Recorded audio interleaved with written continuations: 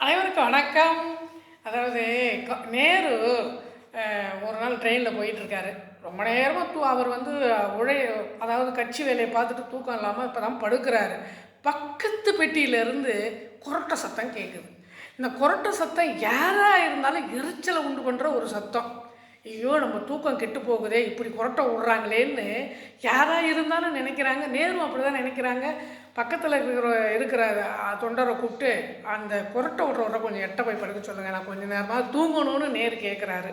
சரின்னு போயிட்டு காமராஜர் தான் அந்த கொரட்டை விட்ட ஆள் வேறு யாரும் இல்லைங்க, நம்ம நாட்டினுடைய முதலமைச்சராக இருந்து பல நன்மைகளை செய்த அந்த மகான் தான் அந்த கொரட்டையை விட்டார். இதை பார்த்த தொண்டருக்கு இருந்தாலும் நேரு சொல்லிட்டாரே, நம்ம வேறு வழி இல்லைன்னு சொல்லி, ஏன்னா பிரதம மந்திரி இல்லையா, சொல்லிட்டாரே வேறு வழி இல்லையேன்னு சொல்லி அவரை வேறு இடத்துல போய் பட அவரும் வேறு இடத்துல படுத்து நிம்மதியாக தூங்கிட்டார்.